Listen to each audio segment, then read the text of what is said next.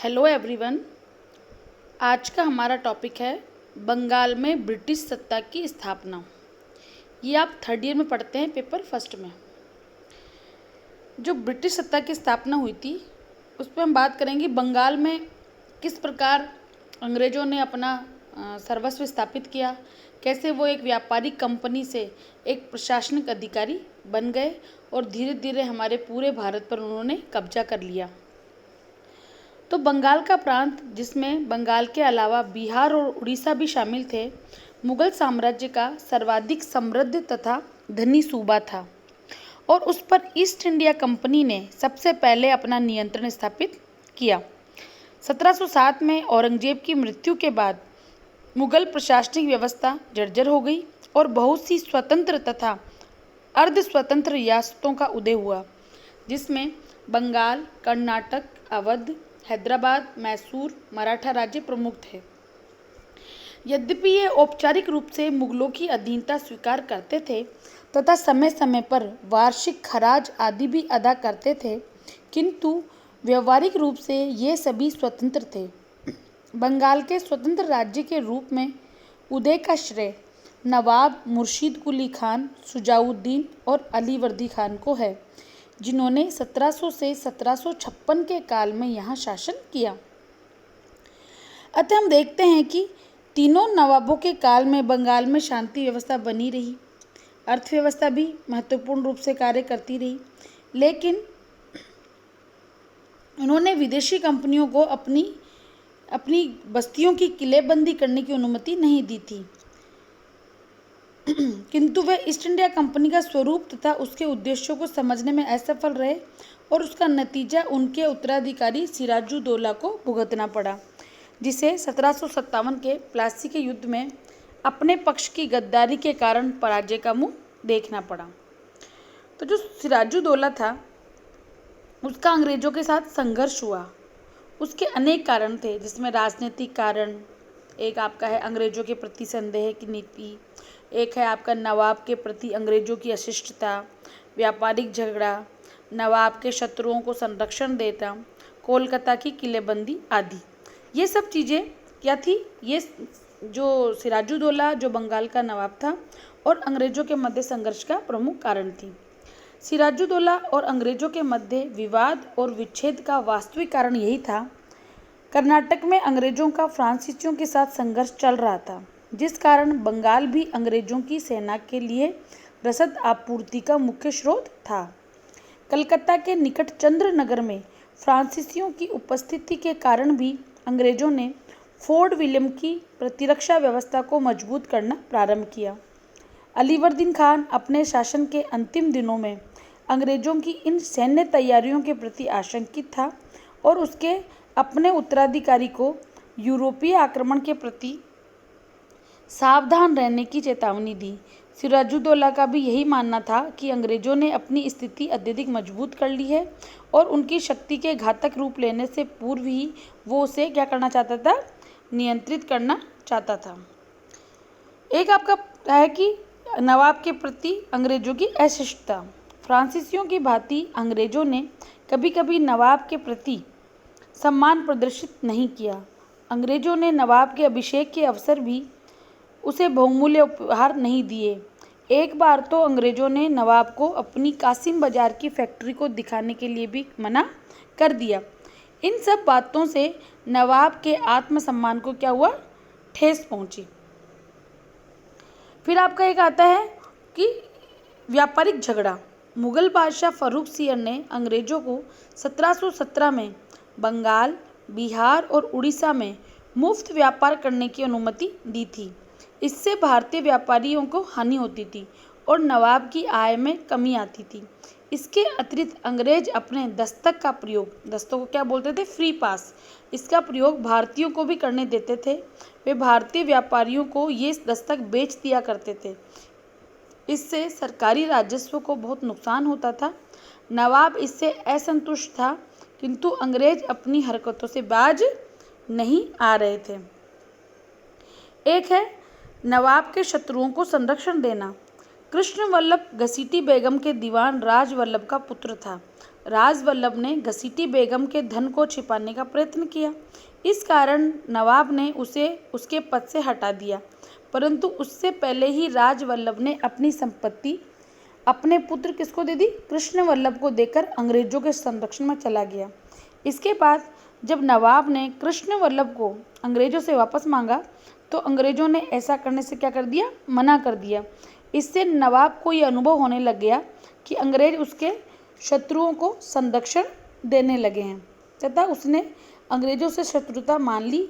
अंग्रेजों द्वारा कलकत्ता की किलेबंदी करना और नवाब की आज्ञा का पालन न करना, अंग्रेजों को फ्रांसीसियों से युद्ध की आशंका थी। इस कारण उन्होंने कलकत्ता के किले की मरम्मत और उसके चारों तरफ एक खाई खोदनी आरंभ कर दी। नवाब को ये बात पसंद नहीं आई और उसने ये आदेश दिया कि किले की मरम्मत तुरंत बंद कर दी जाए और खाई भी भर दी जाए, किंतु अंग्रेजों ने आज्ञा मानने से इनकार कर दिया। इसलिए नवाब ने अंग्रेजों को सजा देने का क्या किया? निश्चय कर लिया। अब बात आती है कि सिराजुद्दौला ने इन सब घटनाओं से प्रेरित होकर क्या किया? कलकत्ता पर आक्रमण कर दिया। और इसी समय महत्वपूर्ण जो इतिहास में है काल कोठरी की घटना वो घटित हुई। जून के आरंभ में नवाब ने अंग्रेजों की कासिम बाजार की फैक्ट्री पर आक्रमण किया तथा 16 जून 1756 को कलकत्ता पर आक्रमण किया। गवर्नर ब्रैक और अधिकांश अंग्रेज अधिकारी फुल्टा के टापू पर भाग निकले और हॉलवेल को किले का संरक्षक नियुक्त कर गए। 20 जून को नवाब ने किले पर अधिकार कर लिया और इसी दिन ये दुर्घटना घटी मानी जाती है। इस घटना का विवरण हॉलवेल ने अपने एक मित्र को पत्र लिखते हुए दिया था। उसके अनुसार 146 अंग्रेज कैदियों को नवाब के आदेश के अनुसार 18 फीट लंबी और 14 फीट चौड़ी एक अंधेरी कोठरी में रात भर के लिए बंद कर दिया। जून की उस उमस भरी गर्मी के कारण 130 व्यक्ति मारे गए और सुबह 16 व्यक्ति ही बाहर आए। इस जो काल कोठरी की घटना को लेकर है, इसमें इतिहासकारों के अनेक मतभेद हैं। कुछ इतिहासकारों का मानना है कि ये घटना झूठ था। ऐसा इस छोटे से काल कोठरी में इतनी अधिक मात्रा में व्यक्ति आ ही नहीं सकते, लेकिन कुछ इतिहासकारों का मानना है कि ये घटना घटित हुई थी। अतः हमें इस चीज़ पे ज़्यादा फोकस नहीं करना चाहिए कि ये घटना हुई नहीं हुई, लेकिन ये है कि कुछ इतिहासकारों का मानना है कि ये घटना घटित हुई थी और कुछ का मानना है कि ये घटना घटित नहीं हुई थी। अब आगे बात आती है अलीनगर की संधि की। कलकत्ता पर सिराजुद्दौला की विजय की सूचना जब मद्रास पहुंची तो कलकत्ता पर अधिकार पुनः स्थापित करने के लिए एडमिरल वॉटसन और रॉबर्ट क्लाइव को भेजा गया। 12 जनवरी 1757 को अंग्रेजों ने कलकत्ता पर पुनः अधिकार कर लिया। सिराजुद्दौला एक बड़ी सेना लेकर कलकत्ता की ओर आया, परंतु उसने अंग्रेजों से संधि कर ली जिसकी शर्तें निम्नलिखित थी। क्या थी? पहला, मुगल बादशाह द्वारा अंग्रेजों को दी गई सुविधाओं को नवाब ने स्वीकार कर लिया। दूसरी जो शर्त थी वो थी अंग्रेजों के दस्तक या फ्री पास के अधिकार को भी मान लिया गया तथा उन्हें बंगाल, बिहार और उड़ीसा की सीमाओं के भीतर बिना कर दिए व्यापार करने का अधिकार दे दिया गया। तीसरी जो महत्वपूर्ण शर्त थी वो थी अंग्रेजों को कलकत्ता की किलेबंदी का अधिकार दे दिया गया। चौथा, अंग्रेजों को अपने सिक्के डलवाने का अधिकार भी दे दिया। और जो महत्वपूर्ण जो शर्त थी पांचवी, वो नवाब ने अंग्रेजों को क्षतिपूर्ति के लिए धन देना भी स्वीकार कर लिया। अलीनगर की संधि का परिणाम अंग्रेजों और नवाब के बीच सद्भावना स्थापित करना नहीं था। दोनों शक्तियों ने अपने अपने स्वार्थों की पूर्ति के लिए संधि को स्वीकार कर लिया और दोनों में से किसी की भी इच्छा उस संधि की बातों को पूरा करने की नहीं थी। भारत में सप्तवर्षीय युद्ध की सूचना आ गई थी और अंग्रेजों को फ्रांसीसियों और नवाब के मिल जाने का भय था। इसीलिए क्लाइव ने स्वयं कहा था, 1 या 2 दिन की देर भी फ्रांसीसियों और नवाब के मिल जाने से कंपनी की स्थिति को पूर्णतया नष्ट कर सकती थी।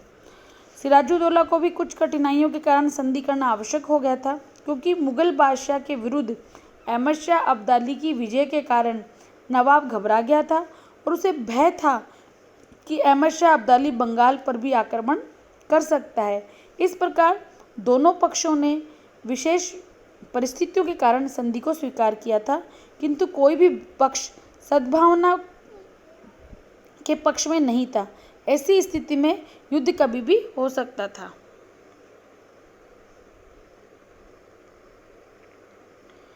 अतः हम देखते हैं कि अंग्रेज व नवाब किसी ने भी संधि की शर्तों को पूरा नहीं किया। नवाब ने क्षतिपूर्ति के लिए धन नहीं दिया, फ्रांसीसियों से भी मित्रता बनाए रखी। इस कारण अंग्रेजों ने नवाब के द्वारा युद्ध की तैयारी करने से पहले ही युद्ध को आरंभ करना उचित समझा तथा नवाब के विरुद्ध षड्यंत्र रचा। सिराजुद्दौला एक क्रूर तथा कट्टर राजा था, अतः उसके राज्य में उसके विरुद्ध असंतोष व्याप्त था। उसने राय वल्लभ को दीवान के पद से हटा दिया था। बंगाल के जगत सेठ का, जो बहुत धनवान हिंदू व्यापारी था, अपमान किया था और मीर जाफर को सेनापति के पद से हटा दिया था। इसके कारण उसके सामंत उसके विरुद्ध षड्यंत्र रच रहे थे, जिनमें प्रमुख मीर जाफर, कृष्णचंद, जगत सेठ और अमीचंद थे। अप्रैल 1757 में जब प्रथम बार अंग्रेजों को इस षड्यंत्र में सम्मिलित होने का संकेत दिया गया तो अंग्रेजों ने इसे उत्साह से स्वीकार कर लिया। जून 1757 में अंग्रेजों और अन्य षड्यंत्रकारियों में एक संधि हो गई। जब षड्यंत्र की योजना पूरी हो गई तब अमीचंद ने, जो अंग्रेजों और षड्यंत्रकारियों के मध्य मुख्य मध्यस्थ था, उसने धमकी दी कि अगर उसे 30 लाख रुपए और नवाब के खजाने का 50% भाग देने का वचन नहीं दिया गया तो वह नवाब को सारे षड्यंत्र की क्या कर देगा, जानकारी दे देगा। क्लाइव ने इसे बहलाने के लिए झूठा समझौता कर लिया और षड्यंत्र पूरा हो गया। अब क्लाइव ने नवाब पर दोषारोपण किया कि नवाब ने अलीनगर की संधि की शर्तों का पालन नहीं किया है और नवाब का उत्तर मिलने से पहले ही वह सेना लेकर प्लासी की ओर चल पड़ा और 23 जून 1757 को प्लासी का युद्ध हुआ। षड्यंत्र के कारण नवाब की सेना ने युद्ध में भाग नहीं लिया। नवाब भाग खड़ा हुआ, परंतु राजमहल के निकट उसे पकड़ लिया गया और वह मुर्शिदाबाद उसे भेज दिया गया। वहीं पर उसे मीर जाफर के लड़के मीरान द्वारा मोहम्मद बेज के हाथों कत्ल करवा दिया गया। 24 जून को मीर जाफर मुर्शिदाबाद पहुंचा और 5 दिन पश्चात रॉबर्ट क्लाइव ने वहां पहुंचकर उसे बंगाल, बिहार और उड़ीसा का क्या कर दिया, नवाब घोषित कर दिया। अब हम बात करते हैं प्लासी के युद्ध के महत्व की। हम देखते हैं कि प्लासी के युद्ध का सामरिक महत्व तो कुछ नहीं था। यह एक छोटी सी लड़ाई मात्र थी जिसमें कंपनी के 65 व्यक्ति तथा नवाब के 5000 व्यक्ति शहीद हुए। लेकिन जब इसका हम महत्व देखते हैं, इसका जो लंबे काल के जो परिणाम निकले वो देखते हैं कि बंगाल अंग्रेजों के अधीन हो गया और फिर कभी बंगाल स्वतंत्र नहीं हो सका। नवाब मीर जाफर अपनी रक्षा और पद के लिए किस पर निर्भर हो गया, अंग्रेजों पर निर्भर हो गया। तो देखते हैं कि उसने बंगाल धीरे धीरे अब क्या अंग्रेजों के अधीन होता चला गया। दूसरा हम देखते हैं कि भारत के आर्थिक इतिहास में भी प्लासी एक महत्वपूर्ण घटना है।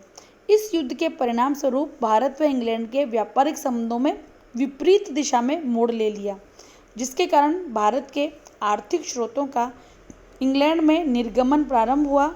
भारत से जाने वाली पूंजी की मात्रा तथा कच्चा माल इतना अधिक था कि उसके द्वारा इंग्लैंड की औद्योगिक क्रांति को जबरदस्त मदद मिली। 1757 से 1760 के मध्य मीर जाफर से ईस्ट इंडिया कंपनी को 22,50,000 प्राप्त हुए। इसके अलावा भी करोड़ों रुपया कंपनी के अधिकारियों को भेंट स्वरूप दिया गया। तो हम देखते हैं कि जो इससे पहले जो एक व्यापारिक कंपनी थी, कौन, ब्रिटिश कंपनी, वो अब धीरे धीरे एक प्रशासनिक कंपनी के रूप में हो गई। उसको न केवल यहाँ के ज़्यादा कर मिलता था, अपितु उसको विभिन्न उपहारों के माध्यम से उसको बहुत अधिक मात्रा में क्या मिलने लगा, राजस्व मिलने लगा। और इसका फ़ायदा क्या हुआ, इसका फ़ायदा हुआ जो इंग्लैंड में जो औद्योगिक क्रांति थी वो हुई। 1772 में ब्रिटिश संसद के समक्ष क्लाइव ने गर्व से कहा था कि प्लासी के युद्ध के बाद मेरी शक्ति के बारे में सोचिए। एक बड़े राज्य का शासक मेरी दया पर आश्रित था। एक ऐश्वर्यशाली नगर मेरे कदमों में था। मेरी मुस्कुराहट देखने के लिए सभी सर्राफ आपस में होड़ लगा रहे थे और मैं उन तहखानों में गया जो सिर्फ मेरे लिए खोले गए थे। मेरे दोनों तरफ सोने और जवाहरात के ढेर लगे थे। श्रीमान सभापति, आज इस क्षण में अपने भाग्य के परिवर्तन पर विस्मित हूँ, आपके सामने खड़ा हूँ। ये जो बात मैंने देखी कि देखो, मैं क्लाइव ने डिस्क्राइब किया कि देखो कि इतना बड़ा राजा किसकी दया पे हो गया था, ये जो अंग्रेजों की दया पर निर्भर हो गया था। तो हम देखते हैं कि ब्रिटिश शासन की जो भारत में स्थापना हुई उसमें सर्वप्रथम उन्होंने बंगाल में स्थापना की प्लासी के युद्ध के माध्यम से।